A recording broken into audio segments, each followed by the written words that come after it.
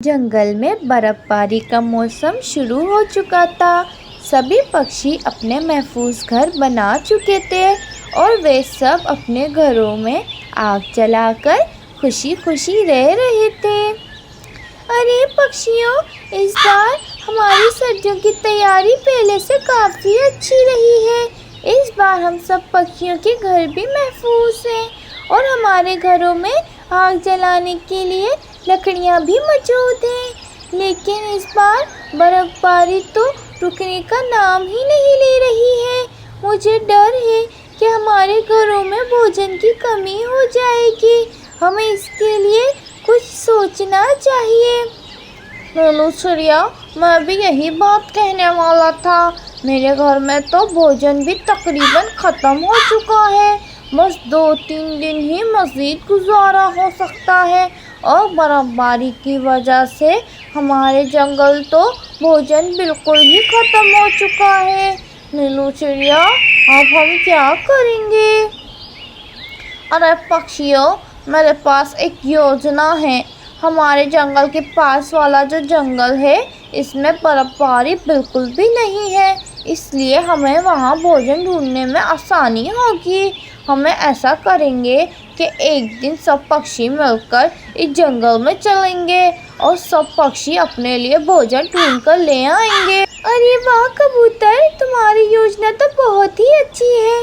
हम बिल्कुल ऐसा ही करेंगे और इसके लिए हमें अब मज़ीद देर नहीं करनी चाहिए। अरे पक्षियों, तुम सब जब दूसरे जंगल जाओ तो मुझे भी साथ ले जाना। मेरे घर भी भोजन ख़त्म होने वाला है। मैं भी तुम सबके साथ मिलकर भोजन ढूंढने चलूँगा। हाँ हाँ पक्षियों, मैं भी तुम सबके साथ चलूँगी। इस तरह एक दिन जाकर सब पक्षी मिलकर अपना अपना भोजन ले आएंगे। ठीक है पक्षियों, फिर कल हम सब मिलकर दूसरे जंगल में भोजन ढूंढने के लिए चलेंगे। अगले दिन सभी पक्षी मिलकर दूसरे जंगल भोजन ढूंढने के लिए चले जाते हैं। कुछ समय बाद वे सब दूसरे जंगल पहुंच जाते हैं और थोड़ी देर आराम करने के लिए एक दरख्त पर बैठ जाते हैं। अरे पक्षियों, ये जंगल तो काफ़ी सरसब्ज नज़र आ रहा है। मुझे लगता है यहाँ भोजन भी ज़्यादा होगा। तुम ठीक कह रहे हो कालू कौवे, इस जंगल में हमें भोजन ढूंढने के लिए ज़्यादा मेहनत नहीं करनी पड़ेगी। अरे पक्षियों, चलो अब चलते हैं, फिर शाम हो जाएगी और हमें अपने घरों में वापसी भी जाना चाहिए। इसके बाद सभी पक्षी उड़कर आगे चले जाते हैं। थोड़ी दूर जाने के बाद कालू कौवे को ज़मीन पर कुछ दाने पड़े नज़र आने लगते हैं। अरे पक्षियों, देखो वो उधर ज़मीन पर इतने सारे दाने पड़े हुए हैं। चलो मिलकर वहाँ से दाने उठाते हैं। अरे कालू कौवे, ये इतने दाने ऐसे पड़े हुए नहीं होंगे। हो सकता है किसी शिकारी ने अपने जाल बिछाया हुआ हो। कालू कौवे, तुम उधर मत जाओ, हो सकता है तुम वहाँ किसी मुसीबत में फंस जाओ। अरे पक्षियों, तुम सब ऐसा कैसे कर सकते हो? इतने सारे दानों को छोड़कर तुम कैसे जा सकते हो? मैं तो इस मौके को बिल्कुल भी नहीं गंवाऊंगा। अरे कालू कौवे, तुम मिट्ठू तोते की बात मान लो, नीचे मत जाओ। हो सकता है मिट्ठू तोते की बात सही हो, तुम किसी मुसीबत में ना फंस जाओ। कालू कौवा किसी भी पक्षी की बात नहीं सुनता और वह नीचे दाने खाने के लिए चला जाता है। जैसे ही कालू कौवा नीचे जाता है, वो जाल में फंस जाता है। अरे पक्षियों, मुझे ये क्या हो गया है? मैं कहाँ फंस गया हूँ? अरे ये तो जाल है। अरे पक्षियों, मुझे बचाओ, मुझे यहाँ से निकालो, मेरा यहाँ दम घुट रहा है। अरे कालू कौवे, हमने तुम्हें कितना समझाया था कि वहाँ मत जाओ, लेकिन तुमने हमारी एक भी ना सुनी।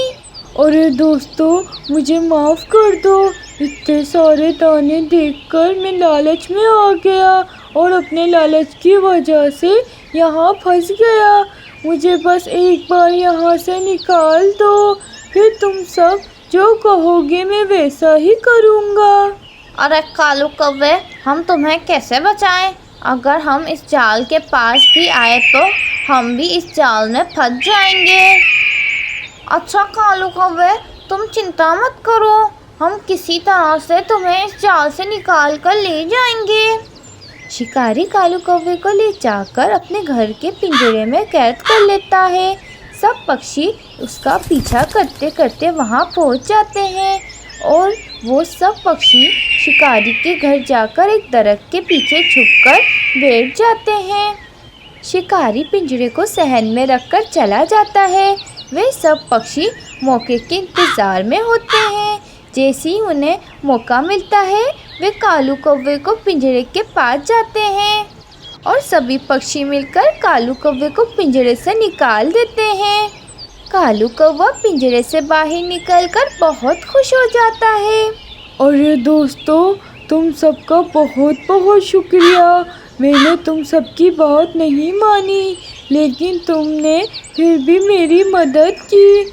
अरे दोस्तों, मैं तुम्हारा ये एहसान कभी भी नहीं भूलूंगा। आज के बाद तुम सब जो कहोगे वैसा ही होगा। अच्छा कालू कौवे, बाकी बातें बाद में करेंगे, अब यहाँ से चलें, ऐसा ना हो शिकारी आ जाए। इसके बाद सभी पक्षी खुशी खुशी वहाँ से उड़कर चले जाते हैं और आपस में प्यार और मोहब्बत से रहने लग जाते हैं। प्यारे दोस्तों, इस कहानी से हमें ये सबक मिलता है कि हमें हमेशा अपने दोस्तों की बात मान लेनी चाहिए, वरना हम किसी मुसीबत में भी फंस सकते हैं।